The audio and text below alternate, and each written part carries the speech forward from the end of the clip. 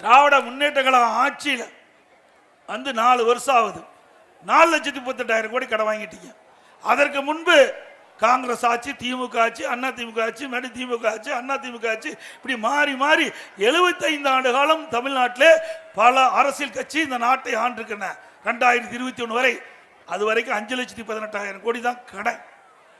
அண்ணா திமுக ஆட்சியில் இருக்கும்போது, நான் முதலமைச்சர் இருக்கும்போது முதல் காலகட்டத்தில் கடுமையான வறட்சி, குடிப்பதற்கு கூட தண்ணி கிடையாது. நான் 2017 முதலமைச்சராக பொறுப்பேற்கின்ற பொழுது கடுமையான வறட்சி, அப்போ கூட நாம் அதிக கடன் வாங்கல. அப்புறம் கஜா புயல், இன்றைக்கு இந்த தென் மாவட்டங்களில், டெல்டா மாவட்டத்தில் புரட்டி போட்டு போயிட்டது. அப்படிப்பட்ட சூழ்நிலையும் அதிகமாக கடன் வாங்கல.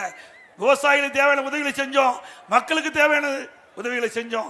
கஜா புயல் பாதிக்கப்பட்ட அத்தனை இடங்களுக்கும் மறுசீரமைப்பு செஞ்சோம்.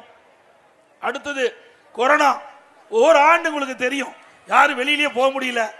இன்றைக்கு கடையெல்லாம் மூடப்பட்டது, வரி கிடையாது, வருமானம் கிடையாது. அரசுக்கு தொழிற்சாலை எங்கல, வருவாய் கிடையாது. இன்றைக்கு எல்லா வழியிலும் அரசாங்கத்துக்கு வருகின்ற வருவாய் அத்தனையுமே இல்லை. இன்றைக்கு அப்படி இருந்தும் கூட நாம அதிகமாக கடன் வாங்கல. அது மட்டும் இல்ல, கொரோனா காலத்தில் 40,000 கோடி அரசு பணத்தை செலவழிச்சோம். இன்றைக்கு மக்கள் நிம்மதியாக வாழ்ந்தாங்க. இன்றைய நிலை என்ன? அப்படிப்பட்ட நிலைமையா இருக்குது திரு ஸ்டாலின் அரசாங்கத்தில்.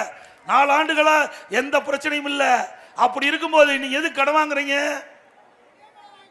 ஆக கடனை மேல கடனை வாங்கி தமிழ்நாட்டு மக்கள் மீது மிகப்பெரிய கடனை சுமத்திட்டீங்க. சரி, கடனை வாங்குறீங்க, ஏதாவது திட்டத்தை கொண்டாந்துருக்கிறீங்களா? அதுவும் இல்லை. அது மட்டும் இல்ல, 2020-21 வந்த வருவாயை விட 2024-25 திராவிட முன்னேற்ற கழக ஆட்சியில் 1,35,000 கோடி அதிகமா வருவாய் வந்திருக்குது. ஒரு பக்கம் வருவாய் அதிகரிப்பு, ஒரு பக்கம் கடன் அதிகமா வாங்குறீங்க. இடையில என்ன நடக்குது?